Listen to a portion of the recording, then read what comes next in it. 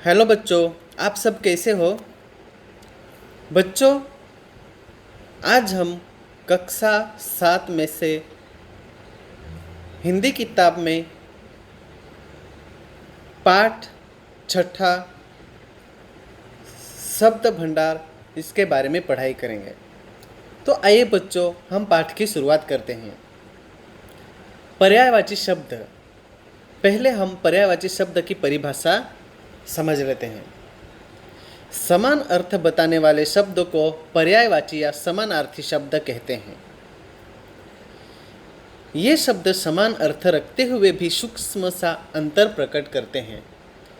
जैसे पंकज शब्द पंख प्लस ज शब्दों के मेल से बना है, जिसका अर्थ होता है पंख यानी कीचड़ और ज यानी उत्पन्न होने वाला, अर्थात कीचड़ में उत्पन्न होने वाला। यूं ही कमल। वैसे तो कीचड़ में बहुत से छोटे छोटे कीड़े मकोड़े भी जन्म लेते हैं, परंतु उनके लिए हम पंकज शब्द का प्रयोग नहीं कर सकते। जैसे बच्चों, नीचे पर्यायवाची शब्दों की सूची दी गई है। तो आइए बच्चों, हम पर्यायवाची शब्दों की सूची में से कुछ शब्दों की जानकारी ले लेते हैं। वो शब्द जो है वो शब्द हम समझ लेते हैं। शब्द 1 नंबर में दिया है शब्द अंक। उन अंक का पर्यायवाची शब्द होता है हिस्सा, भाग, अंश। 2 नंबर में दिया है शब्द अनुपम। पर्यायवाची शब्द है अनोखा, निराला, अपूर्व। 3 नंबर में दिया है शब्द पर्यायवाची शब्द दिया हुआ है अपमान। तो उसका अपमान का पर्यायवाची शब्द क्या होता है? तिरस्कार, अवहेलना, निरादर, वितृष्णा। और 4 नंबर में शब्द दिया हुआ है पर्यायवाची आकाश। तो आकाश शब्द का पर्यायवाची शब्द क्या होता है? आसमान, व्योम, अंबर। 5 नंबर में दिया है आनंद शब्द। आनंद का पर्यायवाची शब्द होता है प्रसन्नता, उल्लास, मोद, आमोद। और 6ठा नंबर में दिया हुआ है शब्द आम। तो आम का पर्यायवाची शब्द होता है रसाल, सहकार, आम्र, सौरभ। तो बच्चों, यह विभाग 1 में से पर्यायवाची शब्द के बारे में हमें पढ़ाई की है। तो बच्चों, पर्यायवाची शब्द के बारे में आप सभी को समझ में आ ही गया होगा। अभी बच्चों, हम आगे विभाग 2 में से विलोम शब्द की पढ़ाई करेंगे। तो आइए बच्चों, हम अभी विलोम शब्द की पढ़ाई करते हैं। पहले तो हम विलोम शब्द की परिभाषा के बारे में समझ लेते हैं। विपरीत अर्थ प्रकट करने वाले शब्दों को विलोम शब्द या विपरीतार्थक शब्द कहते हैं। उदाहरण है क्रुद्ध, उसका विलोम शब्द होता है शांत। यहाँ पे कुछ विलोम शब्द की सूची दी गई है, उसमें से हम कुछ विलोम शब्द के बारे में समझ लेते हैं। पहला जो शब्द है विलोम शब्द अगला, उसका विलोम शब्द होता है पिछला। 2 नंबर में है शब्द आदि, विलोम होता है उसका अंत। विलोम शब्द 3 नंबर में है अतिवृष्टि, उसका विलोम शब्द होता है अनावृष्टि। 5 नंबर में शब्द दिया है अत, विलोम शब्द होता है उसका इति। 6ठा नंबर में दिया है शब्द आयात, विलोम शब्द होता है उसका निर्यात। 7 नंबर में दिया है अदृश्य, विलोम शब्द होता है सदृश्य।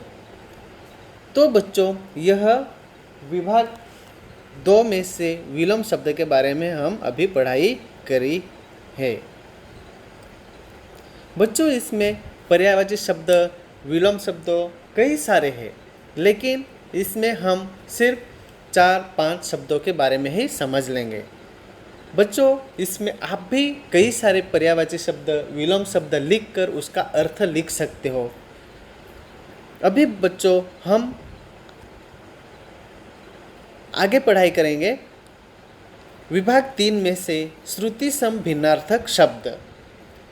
विभाग 3 में श्रुति सम भिन्नार्थक शब्द की परिभाषा यह दी गई है कि हिंदी भाषा में कुछ शब्द उच्चारण में एक जैसे लगते हैं, परंतु उनका अर्थ बिल्कुल भिन्न ही होता है।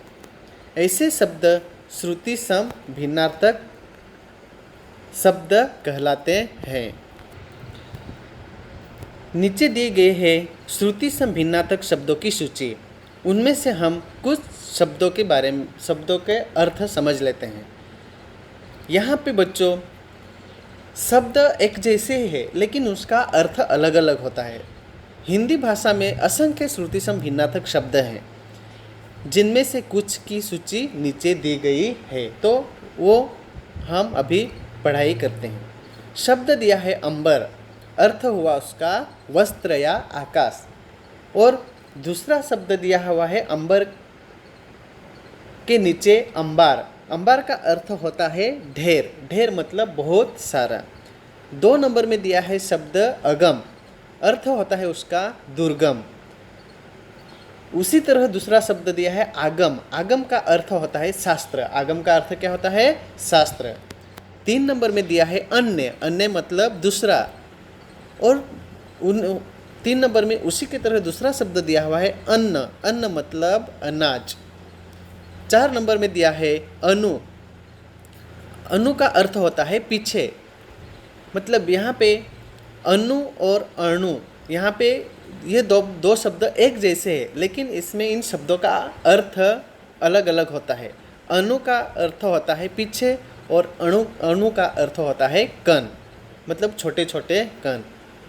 तो यह है भिन्नार्थक शब्द की सूची। और ये हमें अभी जो पढ़ाई की है वो भिन्नार्थक शब्दों के बारे में पढ़ाई की है। भिन्नार्थक शब्द कैसे होते हैं, उसका अर्थ क्या होता है, यह हम अभी उसके बारे में पढ़ाई की है।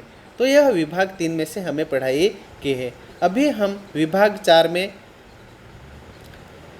जो है अनेक शब्दों के लिए एक शब्द, क्या है? अनेक शब्दों के लिए एक शब्द। तो आइए बच्चों हम अनेक शब्दों के लिए एक शब्द की पढ़ाई शुरुआत करते हैं। विभाग 4 में से अनेक शब्दों के लिए एक शब्द। यहाँ पे अनेक शब्दों के लिए एक शब्द की परिभाषा यह है कि भाषा को प्रभावशाली, सुगठित एवं आकर्षक बनाने के लिए अनेक शब्दों के लिए एक शब्द का प्रयोग किया जाता है। अपने भावों को संक्षेप में व्यक्त करना एक कला है। इससे भाषा में सौंदर्य की वृद्धि होती है। इन्हें वाक्यांश के लिए एक शब्द भी कहा जाता है। तो नीचे दिए गए हैं अनेक शब्दों के लिए एक शब्द। अभी यहाँ पे देखिए बच्चों, अनेक शब्द ऑब्लिक वाक्यांश। जैसे यहाँ पे एक शब्द भी दिया है। 1 नंबर में दिया है जिसका आदि आरंभ न हो, एक शब्द दिया है उसका अनादि। 2 नंबर में दिया है अनेक शब्द में जहाँ पहुँचा न जा सके, एक शब्द में दिया है अगम। एक शब्द क्या दिया हुआ है इसका? अगम। 3 नंबर में दिया है जो जीता न जा सके, एक शब्द है अजय। 4 नंबर में है जिसकी उपमा न दी जा सके, एक शब्द उसका है अनुपम। एक शब्द क्या होता है? अनुपम। और 5 नंबर में है जिसका कोई शत्रु न हो, एक शब्द दिया हुआ है उसका अजात शत्रु। 6ठा नंबर में दिया है जिसकी तुलना न की जा सके, अतुलनीय। तो 6ठा नंबर में दिया है जिसकी तुलना न की जा सके, अतुलनीय। तो बच्चों यह हम अभी अनेक शब्दों के लिए एक शब्द के बारे में पढ़ाई की है। आप सभी को इसके बारे में बच्चों समझ में आ गया होगा। अभी हम बच्चों आगे पढ़ाई करेंगे अनेकार्थक शब्द। अनेकार्थक शब्द की परिभाषा क्या है? तो आइए बच्चों हम अनेकार्थक शब्दों की परिभाषा के बारे में समझ लेते हैं। अनेक अर्थ प्रकट करने वाले शब्द अनेकार्थक ऑब्लिक अनेकार्थिक शब्द कहलाते हैं। नीचे सूची दी गई है अनेकार्थक शब्दों की। यहाँ पे 1 नंबर में दिया है शब्द अंबर। उसका अर्थ, अनेक अर्थ क्या होते हैं उसके? आकाश, वस्त्र, केसर, कपास, अभ्रक, यह अनेक अर्थ होते हैं उसके। 2 नंबर का शब्द दिया है अक्ष। अर्थ क्या होता है? अक्ष का अर्थ क्या होता है? आँख, सर्प, पहिया, धुरी, चौरस। इसी तरह ये अनेक शब्द हम बना सकते हैं। 3 नंबर में दिया है अज। अज का अर्थ क्या होता है? बकरा, दशरथ के पिता, ब्रह्मा, चंद्रमा, यह अनेक शब्द होते हैं। अनंत, अनंत का अर्थ होता है आकाश, ईश्वर, अंतहीन, बादल, मोक्ष, यह अनेकार्थिक शब्द है। 5 नंबर में जो है अर्थ है, अर्थ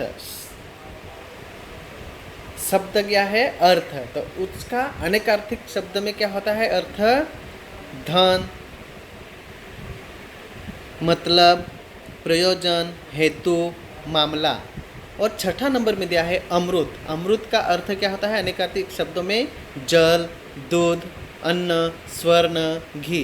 तो यह बच्चों अनेकार्थिक शब्दों के बारे में हम पढ़ाई की है। तो बच्चों आप सभी को इनके बारे में पढ़ाई की है, वो सब आप सभी को समझ में आ गया होगा।